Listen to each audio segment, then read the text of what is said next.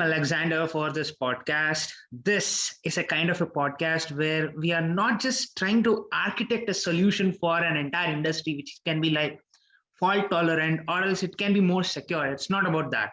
It's also about building a system in such a way that it's being scaled out in such a way that it caters to the demand, and also making sure that we understand the underlying complexity behind building such kind of an architecture. And right now, industry is in such a fast pace, in such a way that it's just changing every day. And you need not have to think about, should I need to learn this or learn that? If it works for you and if it doesn't break your system, that's what you require today. And now I'm with Alexander here on this podcast, demystifying and teaching myself how to build such kind of an architecture. So I welcome Alexander, sir. Thank you so much for giving me this podcast. Yeah, thanks for inviting me. Hi all. Hi everyone. Yeah, sure. Let's just begin with that dumb question that I ask for every person, every software architect. I ask them the same question. How does he, how does the most productive day of a software architect or a solution architect look like according to you? Because you have seen people from different departments, because you are supposed to be talking with them. But I want to know, how does a day in your life look like? Because people might understand what is the complexity of even being in that position. So that's what I really want to ask for you. Well, I guess different people do it differently, right? And this highly depends on specific companies, and the positions may be quite different. Still, it seems software architects do a lot of regular work, just not only that. Yeah, for example, we can shape out some structure of the application. It will be our solution or maybe application architecture, and then we start filling it with different parts. And the first activity, like shaping it in a specific form, looks like you're sitting with your paper and pencil sometimes and trying to figure out what boxes and parts should be, components and etc., and how they are connected together, and you want to make them connected in the right way, in the way so that the future of this application could be like predefined, not just something you don't know about. You want to have a clear path for this application, and this mandates you to structure your application in a certain way. Other that, software architects, I believe, do it like other developers. They start implementing those components, they start talking to other people, and I'm not an exclusion here. Most of my activities are related to writing code with my team, for example, because architecture is like an artifact. Once done, and then it can be improved for sure, but it's already there. Still, the usual business logic is what we need to write a lot. Yeah, I think probably Uncle Bob's solid principles are really working. As far as I know, it's actually educating people about writing what code is required instead of throwing in the code and thinking about what to be debugged or something. So I just wanted to know, what's a secure system definition according to you? Because a lot of times when we talk about secure system, a lot of jargons come up, like people start pointing it towards cybersecurity. It's not about cybersecurity. It's all about how you design that software also.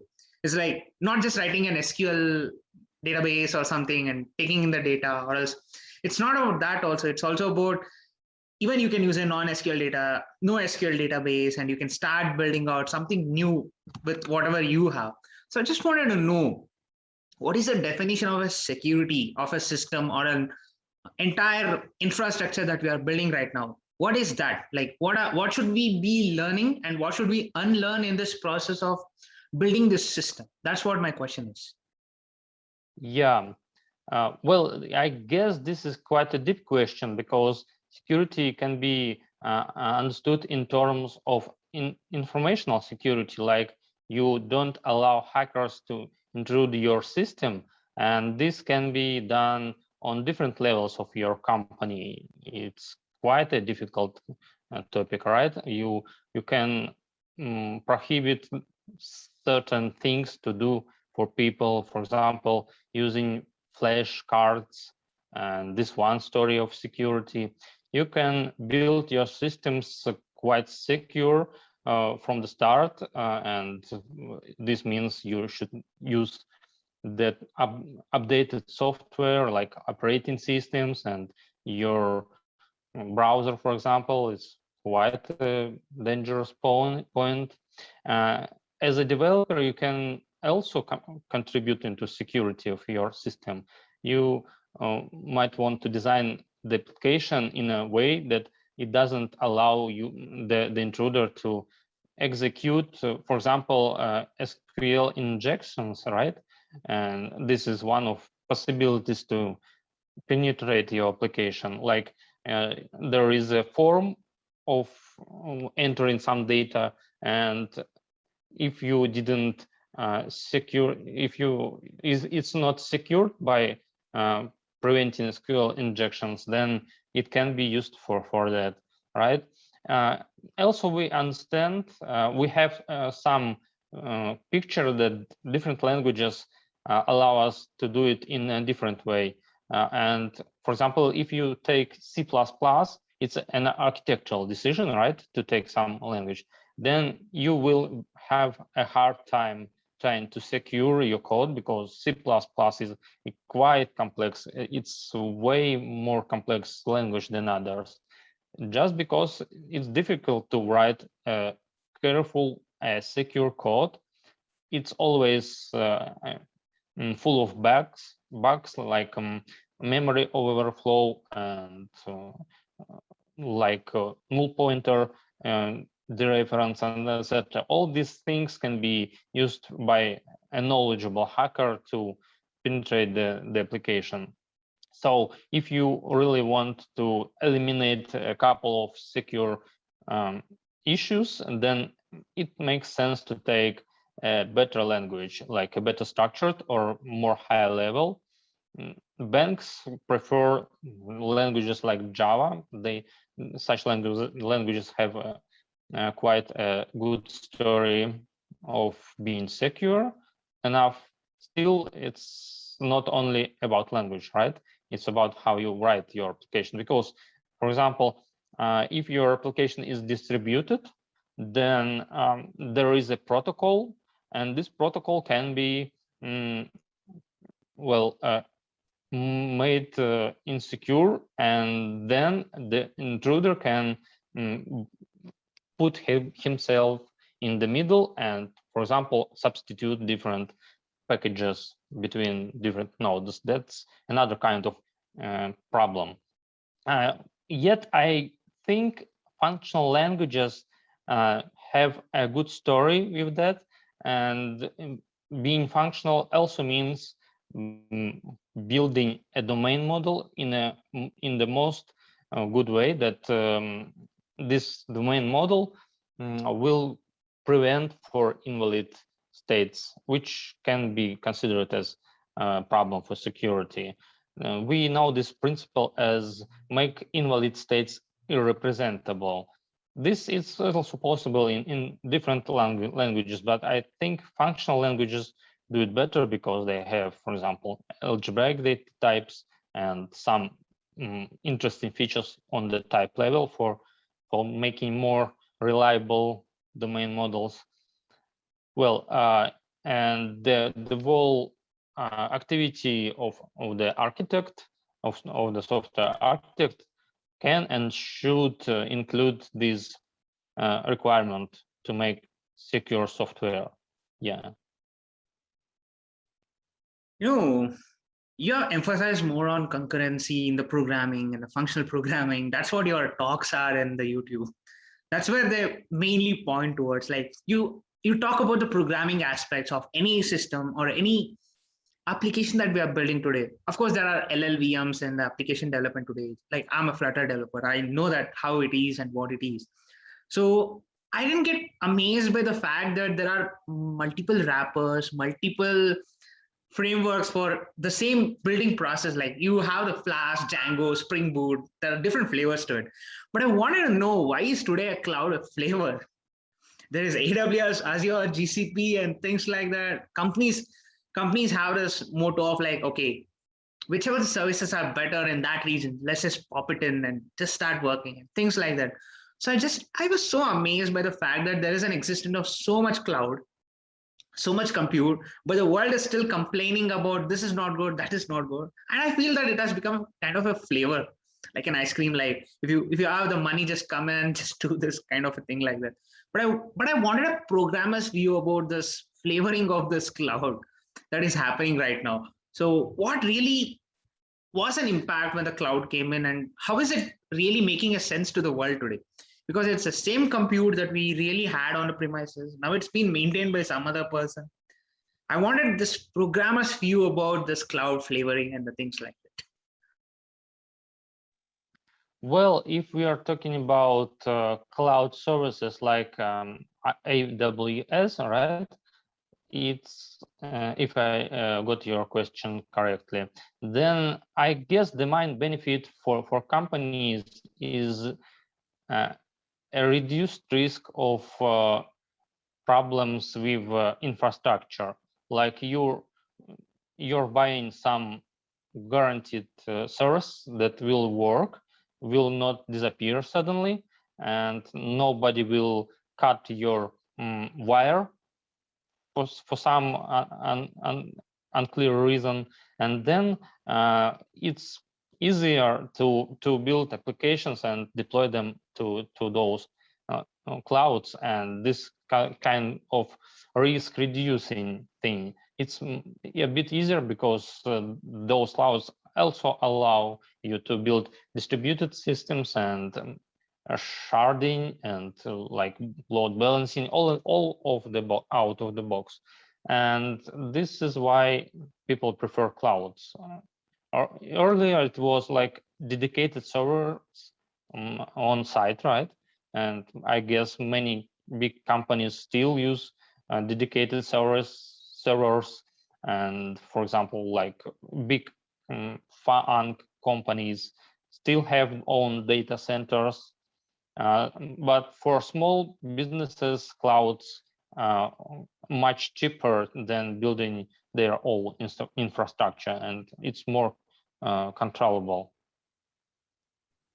Yeah, because even in your book, it says that it's the way which you can change the industry. It's not you being dependent on any person's feature that they're releasing. It's also about you trying to build something new. So I wanted to know, like, what's the secret recipe behind making some best architecture? Because a lot of the times we probably have team which has hundreds of scrum meeting, nothing is happening. Deliveries are like just getting backlogged and things like that. So I just wanted to know, what's the secret recipe behind building such kind of a system architecture? Because most of the time we forget that not all scrum meetings will be that productive, nor we have a product owner who can really say what he really wants from the team or something like that. So I wanted to know, what's the secret recipe behind building some best practices for building best architecture? That's my question. Yeah, seems like we can talk about software architectures and solution architectures and even enterprise architectures. These are different levels of software architecture. I'm mostly an application software architect, like I'm designing applications, not quite enterprise solutions, but more small parts, because those three things are different and they require a different set of skills. What about the best possible architecture? It's always a matter of how this architecture addresses the need of business and how it obeys the requirements that are clearly exist for every software. They can be unknown at the moment, right?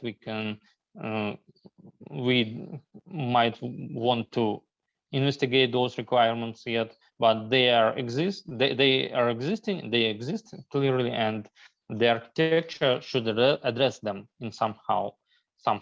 So yeah, I have a couple of points of what makes architecture good. This is not like a holy grail, because you can write applications without thinking about architecture. This can make sense for some reasons. For example, you need to write an application quickly and forget about its structure, just do something and that's all, and you can trash out your application then. Still, long-living applications should be designed with an idea of a good architecture. And one of the possible points for this is layered architecture. It's a way to structure your code so that different layers are not mixed together. And there is implementation layer, there are some languages or maybe interfaces, if you wish. There is application stuff like configuration management or threads, or maybe some preparation stages like initialization of databases. It's a separate layer, right? Business logic should be a separate to make it more clear, freed from details. And the main model should be as clear as possible. Do not mix it with types for API interaction. For example, if types for REST API, these are different things, types for REST API and HTTP API and domain types. Also, database model should be like separated, because usually this model has a different lifetime. So making those things separate and layered is a good idea. This makes the architecture more clean and more like approachable for change. And also, you might want to make your architecture more reliable, because sometimes you need to balance between different like problems. Here you have an HTTP API that takes requests, and there you have a database, and those two subsystems work under different pressure, and they can't be on par. They should be balanced somehow, and this can be done either like synchronous or asynchronous, and this is quite a different story. So you want to make it more reliable, as reliable as possible, right? And there are different tricks here. Sometimes you might want to make your architecture extensible, like it's easier to add new subsystems into it without breaking everything around. And I guess it will be very important point. The architecture should be testable. It should allow you to test your business logic and other things in isolation from each other, and also in integration together. And when you have a testable architecture, it should be structured in a certain way. This can make it a bit more complex than just a regular architecture. Still, it also makes it more reliable. Well, I think it's better to make it consistent, to not repeat different things again and again. For example, you have a database subsystem, and it has two methods, one for saving something, and another for saving something else, and these two methods will be competing together, and this is not like consistency. It's a small sample, but consistency can be apply it to the well architecture. So this is another point, right? Well, there are different other properties which make your architecture more good, more approachable. I think it's good to document your architecture because people want to know how it works, and if they need to deep dive into the details to understand how it works, it's not good. It's better to provide them some interfaces, and these interfaces should expose some contract, behavioral contract. If this contract holds, then the client code which uses this contract and this interface can be safe. So we should keep our contracts make them not breaking, make them reliable, right? So this is another kind of a property, and all those properties have a couple of principles and solutions to implement them, because in different languages you can apply different approaches. Like in Scala it will be one solution, one technique. In Haskell it will be another technique. In OOP languages it will be a third technique, and etc. So these are only a framework for reasoning, right? Implementation of this framework will differ for different ecosystems. Speaking about this ecosystem and the way in which we actually talk about the dev and the ops team every day. Like dev and the ops is like some people's bread and butter every day. They just know this code has to be pushed at this given time. But I think I can take this example as now. Netflix analyzes 2.5 billion parameters when they just push anything on a production. That is like everybody has an access to the production, and every push has a parameter and a lot of things. So I wanted to know, why are we still architecting a solution which needs debugging? I know this is like the very cliche question about like why is why is this supposed to happen, and why are you questioning me, something like that. But I wanted to know, like, we have been improving, like as Uncle Bob says, what did we do by inventing more and more of languages, and what did we do by writing so much amount of code, taking wrappers, taking this, that. And I just realized one day sitting back and say that, why are we still debugging some system, and what is really happening? So I just wanted to clarify that question of like, why is still industry thinking about debugging something? Why is there an ops team which is like, okay, going back to the dev team and saying that, okay, you made an error here, there's a bug here, and things like that. So I wanted to clarify what is it that's going behind all this process that we are talking about in the current world scenario. Well, yeah, I guess this is why the IT industry doesn't shrink and grows for like several decades, and will continue to grow because our work is difficult. Our solutions are imperfect. We are imperfect. We are not gods, right? And our tools have flaws, and our solutions and approaches have flaws. And moreover, our domains, business domains, evolve quite drastically, and we should run hard to be in time with them, right? And this makes our solutions not best possible, and we still make bugs. We are humans. We cannot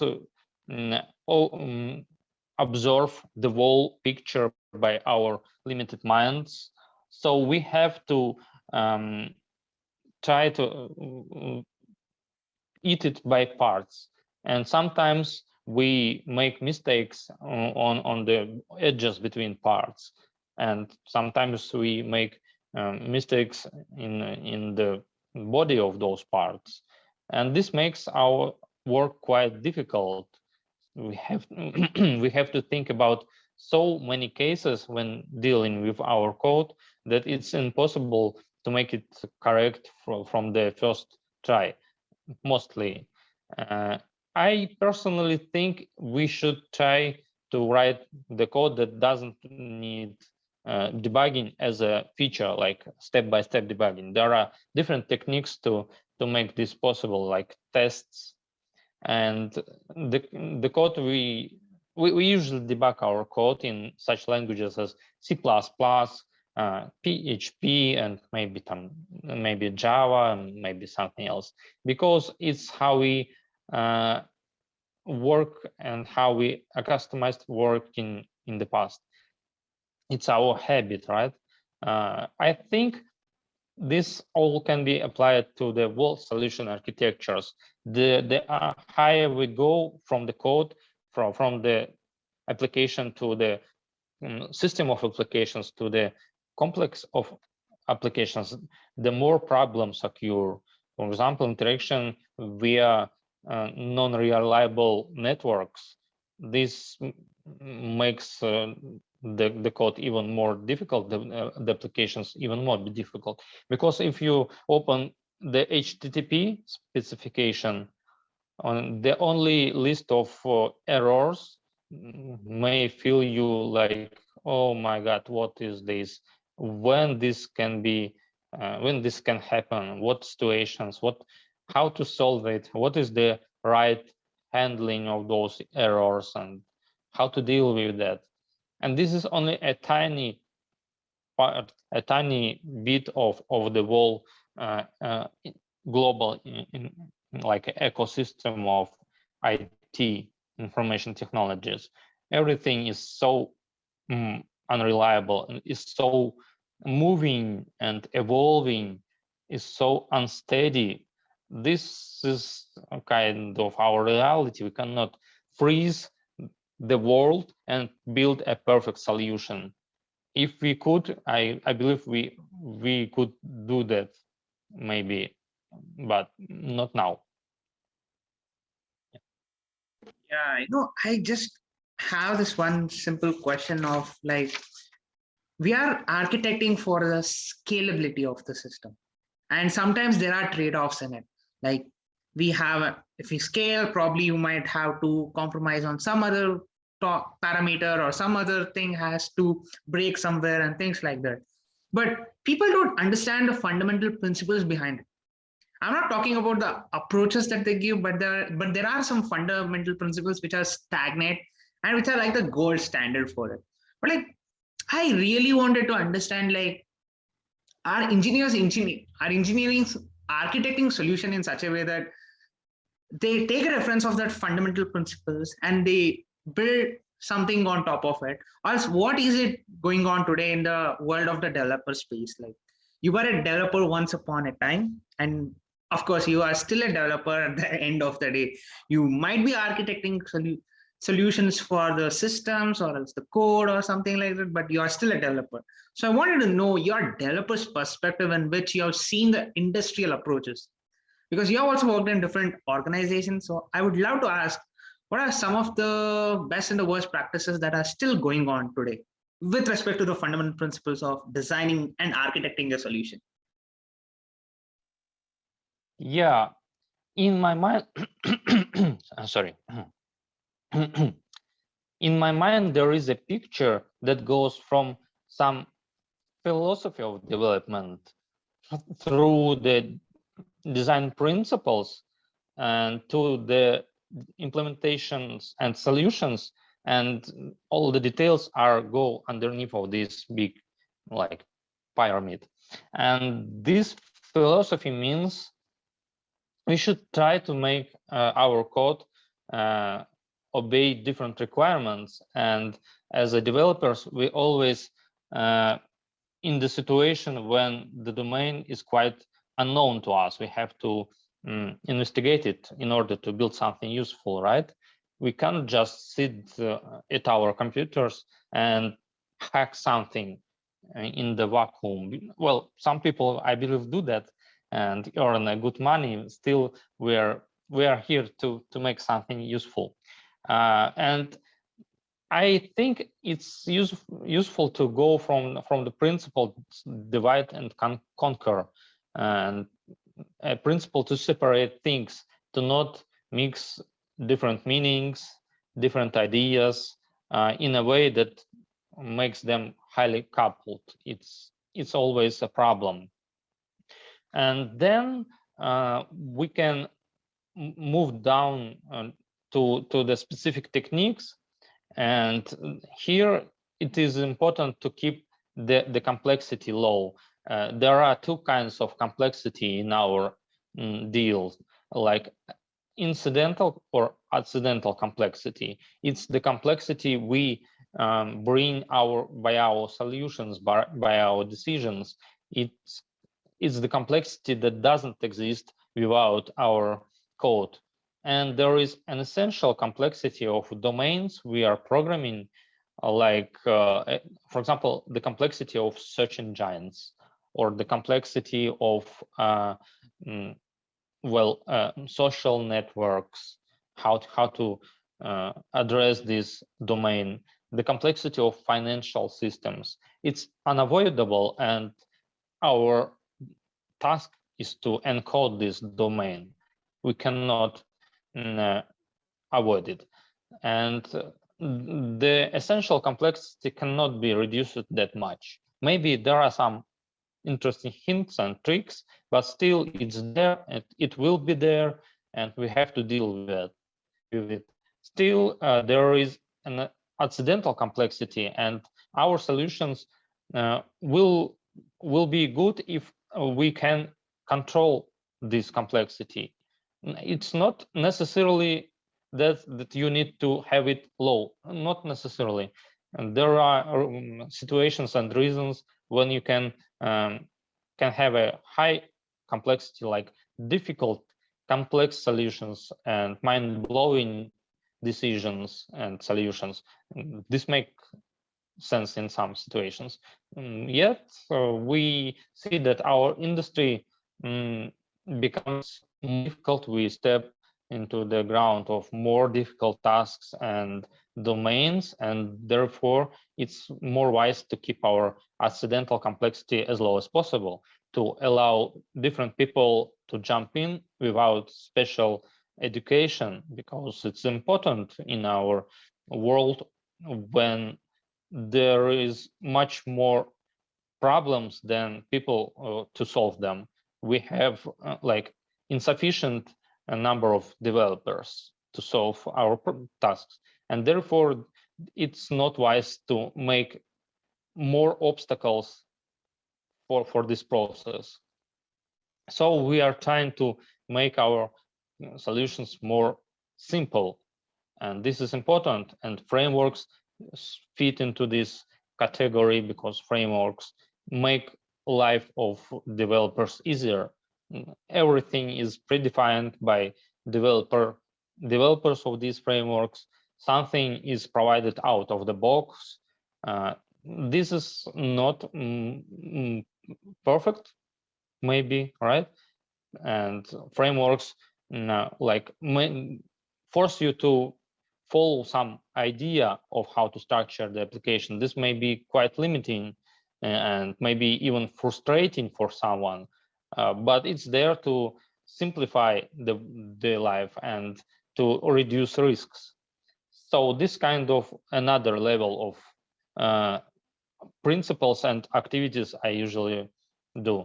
And details are related to specific languages, to their features, to techniques in those languages, or maybe if not languages, then, for example, systems in the DevOps world, like Kubernetes, Docker. So these all are details. They are follow from the general idea how to structure the solution.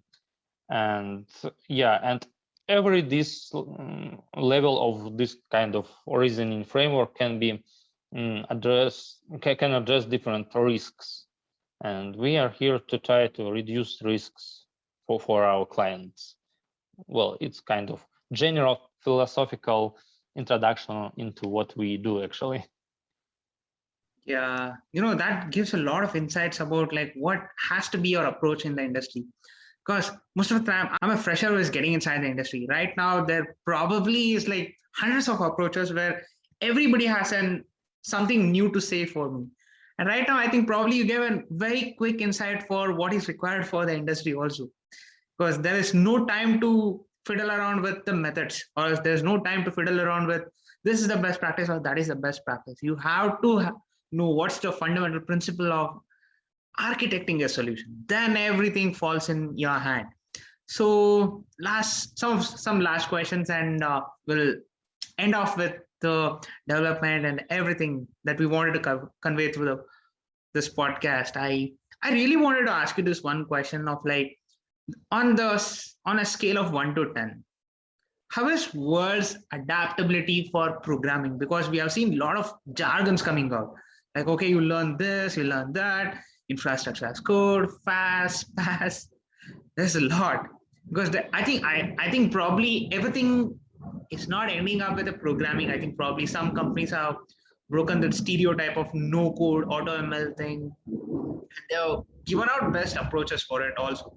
So I always wanted to know how is an influence of programming in the world of jargons that we are just moving through. So I just wanted to ask you, on a scale of 1 to 10, how much is an influence of programming in all the things that we are talking today? And what should be that understanding that everybody need about functional programming? That's your domain. I can't speak much about it, but if you can cover it, that would be good. So on a scale of 1 to 10, how much is an influence of programming that is required in all the jargons that we are talking today? Well, all the jargons I named today is like a tiny, really tiny part of what we do in our software industry. And you don't need to know everything.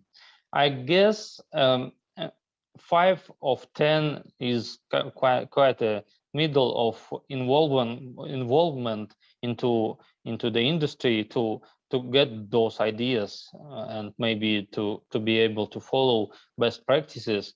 It's not that much, it's not that less. I think it's okay.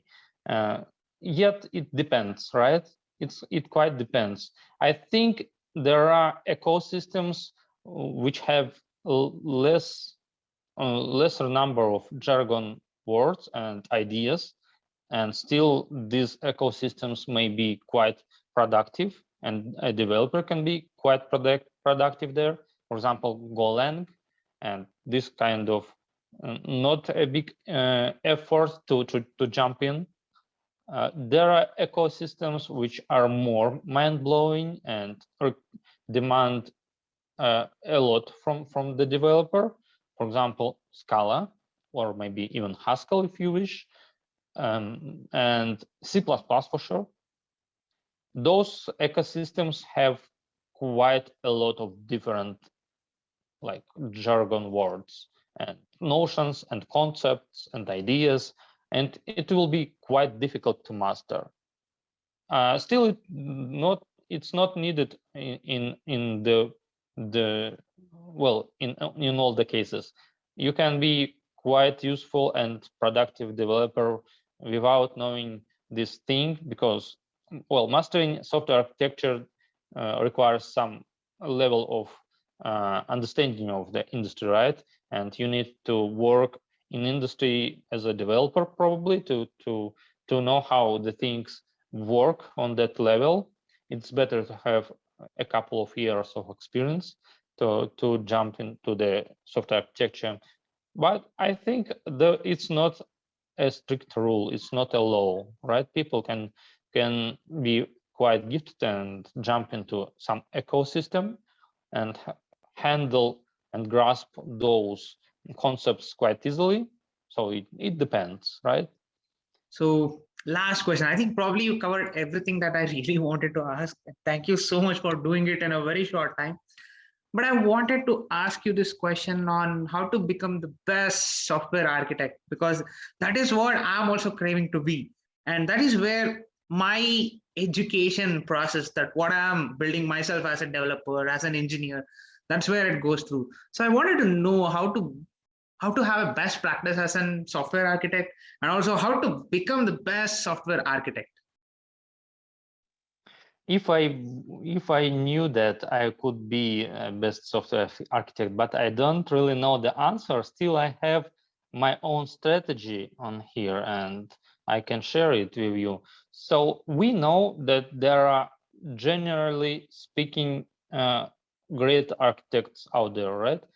For example, Martin Fowler or Bob Martin, those two Martins, like, or maybe some other people we know about by their activities, by their books, by their ideas spread across the whole industry. And I think it's a good idea to move into that space of being influencers.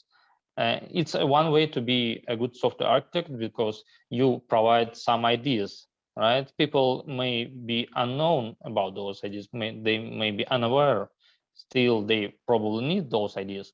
But this kind of and well, not sure, not an academic, but maybe some sky of kind of software architecturing.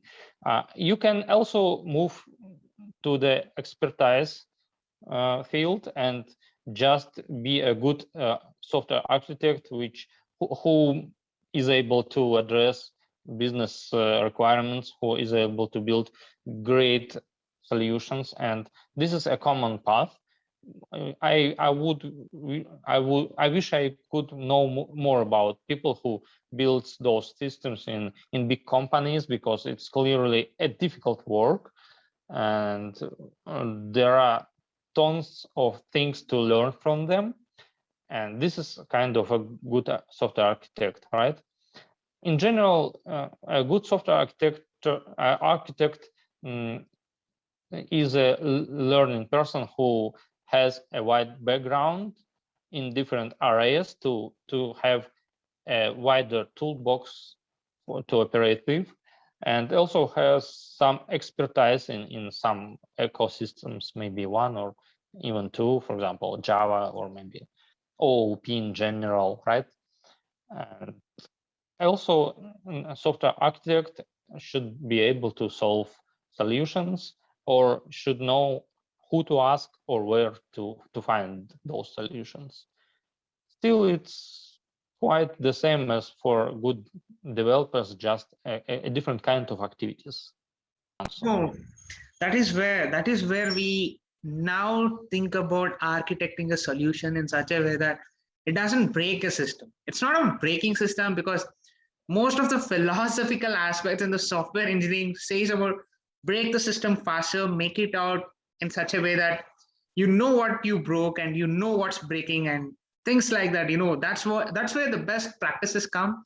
Only in those big companies where they have a separate production environment for an experiment and things like that. Alexander, sir, thank you so much for giving such an awesome insight for all the freshers like me who are about to enter the industry. And right now, you gave a lot and lot of knowledge that everybody require in order to hustle in that industry. Thank you so much for giving me such a great podcast. Yeah, thank you. It Thank was you, sir. awesome. Thank you.